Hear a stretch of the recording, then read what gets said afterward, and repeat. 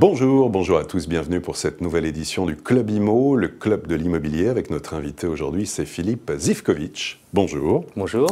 Vous êtes le président du directoire de BNP Paribas Real Estate et vous couvrez l'ensemble des métiers et des services liés à l'immobilier. Alors Philippe Zivkovic, en dépit des taxes, en dépit des prélèvements, de l'encadrement, toutes les enquêtes le démontrent, l'immobilier reste l'un des placements préférés des Français. Est-ce que pour vous, c'est justifié? Oui, absolument. C'est un placement tout à fait intéressant, à la fois quand on veut faire un investissement ou quand on veut acheter en résidence principale, parce qu'on a des taux d'intérêt qui n'ont jamais été aussi bas.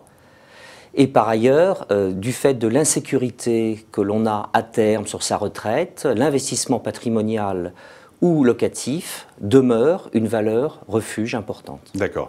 L'immobilier a besoin de confiance et a besoin des investisseurs, notamment. Est-ce que dans le privé, est-ce que dans l'immobilier neuf, le projet de loi Allure sur l'encadrement des loyers va, selon vous, dans le bon sens et ne va pas décourager les investisseurs? Je dirais malheureusement non. Malheureusement, l'investissement locatif, même s'il y a une demande qui est forte, et on l'a vu avec le cellier, où il y avait 75 000 logements, jusqu'à 120 000 logements qui ont été vendus à des investisseurs personnes physiques. Aujourd'hui et cette année, on devrait être à un score de 20 25 000 logements, c'est-à-dire une baisse particulièrement forte. Et cette baisse montre effectivement que le Duflot n'a pas suffisamment pris. Il n'a pas pris pourquoi? Parce que, d'une façon générale, il y a une instabilité fiscale forte qui effraie nos investisseurs.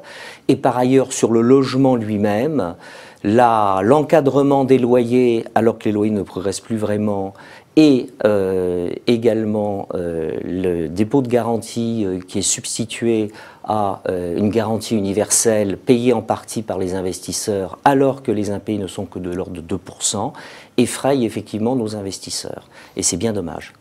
Alors, tout le monde est d'accord pour dire qu'il faut construire plus, mais comment et pour qui et quels sont les freins à la construction qu'il faudrait desserrer d'urgence? Alors, les freins à la construction, ils sont à plusieurs niveaux.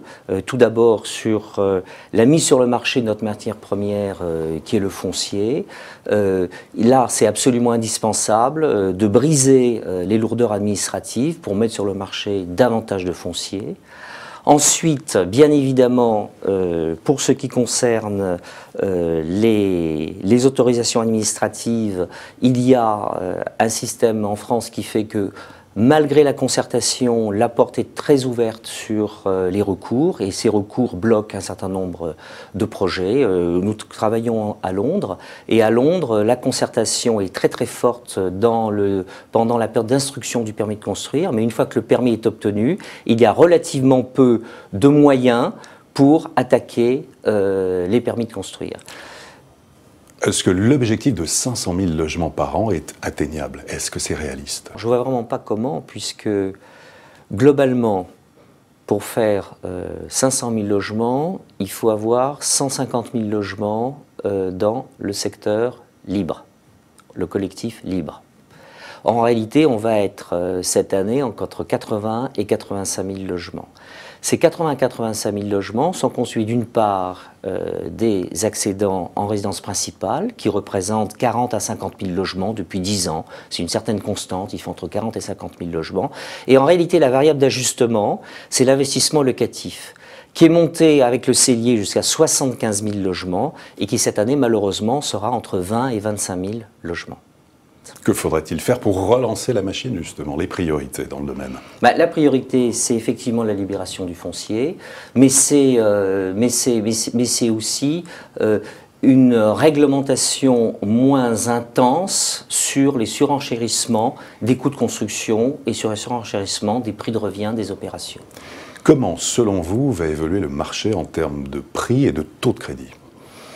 Il faut bien avoir en tête qu'en réalité, les différents acteurs, les différents promoteurs ont très peu de stocks, puisque les stocks livrés, invendus, sont inférieurs à 10%, que ce sont surtout ou des stocks en cours de travaux, et pour une partie significative, des stocks en projet, qui ne sont pas encore lancés, qui doivent être pré-commercialisés.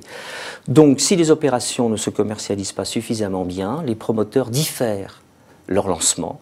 Et en différant les lancements, on reconstruit à terme la pénurie. Cette pénurie dont on sait qu'elle a des tas d'effets négatifs, puisque à terme, c'est une inflation sur les prix, une inflation sur les valeurs. Donc pas d'évolution de prix, notamment dans le neuf et dans l'ancien. Comment voyez-vous, pensez-vous que vont évoluer les choses? Dans l'ancien, moi j'ai remarqué au cours de mes nombreuses années de carrière que lorsque les prix de l'ancien rejoignent les prix du neuf, nous avons une crise. Et aujourd'hui, les prix de l'ancien sont encore trop élevés, ont commencé à baisser.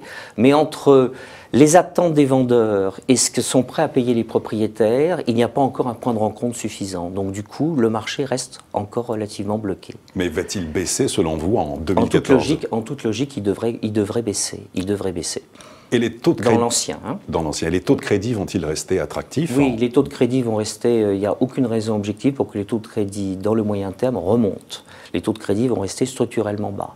Donc aujourd'hui, si vous êtes jeune, l'investissement à titre de résidence dans la pierre est un très très bon choix parce que dans le cadre d'un crédit de longue durée, à un moment donné, lorsque l'inflation repartira, vous aurez un effet positif sur votre investissement puisqu'elle aura été financée à un taux de crédit particulièrement bas et attractif. Et les autres moyens pour aider davantage les jeunes à accéder à la propriété, parce qu'on dit souvent que les prix de l'immobilier sont tellement élevés qu'il est difficile, en dépit, malgré des taux d'intérêt extrêmement bas, d'y parvenir. Comment faire?